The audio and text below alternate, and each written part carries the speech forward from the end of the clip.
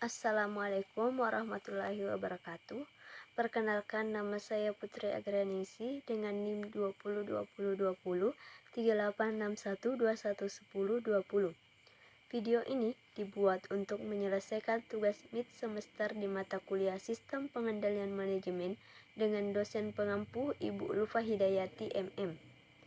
Baiklah, langsung saja saya akan menjawab soal-soal yang telah diberikan. Soal yang pertama, ada 4 unsur pendukung implementasi strategi dan gambarannya. Unsur dari sistem pengendalian manajemen yang pertama adalah detektor, yang merupakan alat sebuah perusahaan dalam mengidentifikasi apa yang sebenarnya terjadi dalam suatu proses pengendalian manajemen yang ada di sebuah perusahaan atau organisasi. Unsur dari sistem pengendalian manajemen yang kedua adalah selektor, yang merupakan alat yang digunakan sebuah perusahaan untuk menilai signifikansi tentang apa yang terjadi atau peristiwa yang sedang terjadi di dalam proses pengendalian manajemen.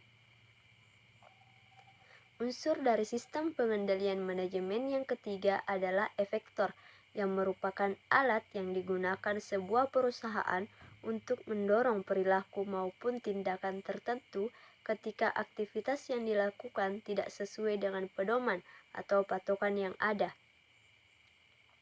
Unsur dari sistem pengendalian manajemen yang keempat adalah komunikator, yang merupakan alat yang digunakan untuk melakukan transmisi informasi antara bagian detektor menuju asesor ataupun sebaliknya.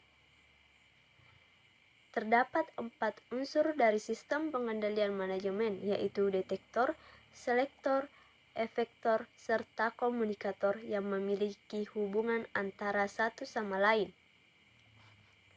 Soal yang kedua, apakah sistem pengendalian manajemen sama seperti sistem pengendalian terhadap alat? Menurut saya, sama, karena sistem pengendalian itu sistem yang berisikan berbagai tuntutan bagaimana menjalankan serta mengendalikan sebuah perusahaan maupun organisasi yang baik berdasarkan berbagai asumsi yang ada. Sistem pengendalian itu berupa alat yang memiliki fungsi sangat penting untuk suatu kinerja perusahaan atau organisasi.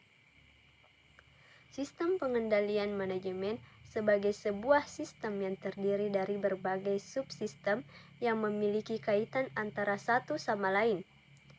Sistem pengendalian manajemen adalah untuk mencapai tujuan perusahaan sesuai dengan strategi yang telah ditetapkan. Jadi, pengendalian manajemen memfokuskan pada pelaksanaan strategi. Strategi yang dapat diterapkan selain pengendalian manajemen adalah melakukan pendekatan struktur organisasi manajemen, sumber daya, dan budaya. Soal yang ketiga, pada saat pengembangan strategi ada tahapan analisis yang harus dilakukan oleh perusahaan, yaitu yang pertama, membentuk visi strategis mengenai kemana organisasi akan bergerak. Yang kedua, menetapkan tujuan mengubah pandangan strategis menjadi hasil kinerja spesifik yang harus dicapai organisasi tersebut. Yang ketiga, merumuskan pilihan strategi untuk mencapai hasil yang diinginkan. Yang keempat, mengeksekusi strategi yang dipilih secara efisien dan efektif. Yang kelima, mengevaluasi efektivitas strategi dan dampaknya terhadap kinerja bisnis. Soal yang keempat, fungsi controller pada sistem pengendalian manajemen, yaitu controller berfungsi sebagai bagian kelompok mengambil keputusan manajemen serta bertanggung jawab dalam pelaksanaan sistem pengendalian intern dan pengendalian manajemen. Sebagai pejabat yang mempunyai kedudukan strategis baik sebagai penyedia informasi untuk pengambilan keputusan atau pengendali atas sistem operasi manajemen, controller harus bisa mengembangkan hubungan dengan semua anggota manajemen. Soal yang kelima, perbedaan dari solid line dan dotted line pada pengendalian bisnis unit dan mana yang lebih disukai. Dotted line yaitu controller unit bisnis melaporkan pada manajer unit bisnis. Manajer unit bisnis yang mempunyai kekuasaan hal sewa, pelatihan transfer, kompensasi, promosi, dan memberhentikan unit bisnis.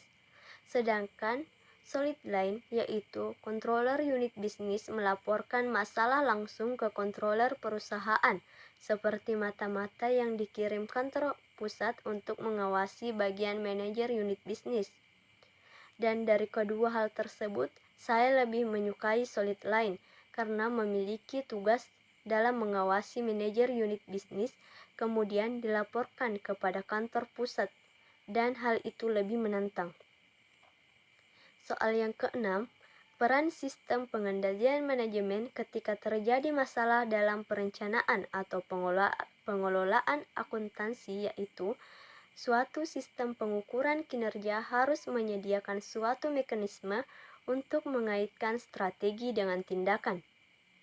Peran utama dari sistem pengendalian manajemen adalah untuk membantu melaksanakan strategi yang dipilih, serta menyediakan alat untuk berpikir mengenai strategi yang baru yang disebut dengan pengendalian interaktif. Soal yang ketujuh, jawaban saya mengenai pertanyaan nomor 7 yaitu tentu saja rasio keuangan sangat penting dalam menganalisis laporan keuangan, karena analisis rasio ini untuk mengukur efisiensi aktivitas perusahaan dan kemampuan perusahaan untuk memperoleh keuntungan. Jadi, melalui rasio ini, perusahaan dapat mengetahui apakah kebijakan atau strategi yang sudah dijalankan perusahaan saat ini sudah cukup maksimal atau belum. Soal yang ke-8, cara memecahkan masalah dalam menentukan harga transfer memiliki 4 metode, yaitu yang pertama metode variable cost, penetapan harga transfer yang sama dengan biaya variabel unit penjualan. Tujuan utamanya memuaskan permintaan internal karena harga cukup rendah. Yang kedua, metode full cost, penetapan harga transfer berdasarkan pembebanan penuh dan paling umum digunakan dalam pencatatan akuntansi. Yang ketiga, metode market price, penetapan harga transfer berdasarkan harga pasar. Yang keempat, metode negotiated price, yaitu penetapan harga transfer berdasarkan negosiasi antara dua pusat pertanggungjawaban. Soal yang ke-9, jawaban saya mengenai pertanyaan nomor 9 yaitu jadi yang mensyaratkan suatu perusahaan dalam menggunakan ABC system adalah sebagai berikut. Yang pertama, perusahaan mempunyai tingkat diversitas yang tinggi. Yang kedua, tingkat persaingan industri yang tinggi. Yang ketiga, biaya pengukuran yang relatif rendah. Selanjutnya, kita dapat menggunakan ABC atau Accounting Based Activity untuk melihat seberapa untung yang didapat perusahaan pada setiap pelanggannya. Perusahaan dapat menganalisa total penjualan kepada setiap pelanggan, kemudian menganalisa aktivitas-aktivitas apa saja yang terjadi dalam melayani setiap pelanggan. Pada saat kita mengidentifikasi aktivitas-aktivitas yang terjadi dalam melayani pelanggan, maka akan timbul biaya-biaya untuk melayani pelanggan tersebut. Kita teruskan perhitungan customer profitability ke semua pelanggan dan kita dapat melihat pelanggan mana yang paling memberikan keuntungan kepada perusahaan dan pelanggan mana yang mungkin memberikan kerugian kepada perusahaan, karena kompleksitas yang dituntut pelanggan kepada karyawan. Soal yang ke-10, jawaban saya mengenai pertanyaan nomor 10 yaitu activity based costing atau adalah metode pembebanan aktivitas-aktivitas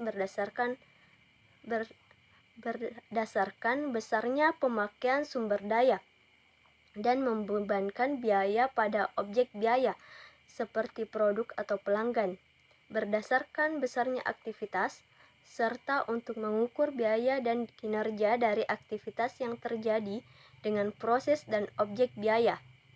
Dari sistem ABC, aktivitas-aktivitas yang bertujuan untuk mengidentifikasi adanya hal-hal sebagai berikut.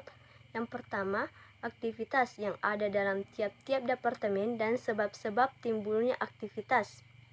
Yang kedua, dalam kondisi yang bagaimana setiap aktivitas tersebut dilaksanakan. Yang ketiga, bagaimana frekuensi masing-masing aktivitas dalam pelaksanaannya. Yang keempat, sumber-sumber yang dikonsumsi untuk melaksanakan masing-masing aktivitas. Dan yang kelima, faktor-faktor apa yang menjadi penyebab timbulnya aktivitas tersebut atau pembenahan atas sumber daya yang dimiliki perusahaan. Dan setiap aktivitas sangat perlu diidentifikasi tanpa melihat besar kecilnya manfaat agar perusahaan bisa meminimalisir kerugian dan memaksimalkan keuntungan. Itulah yang dapat saya jelaskan dari jawaban saya. Wassalamualaikum warahmatullahi wabarakatuh.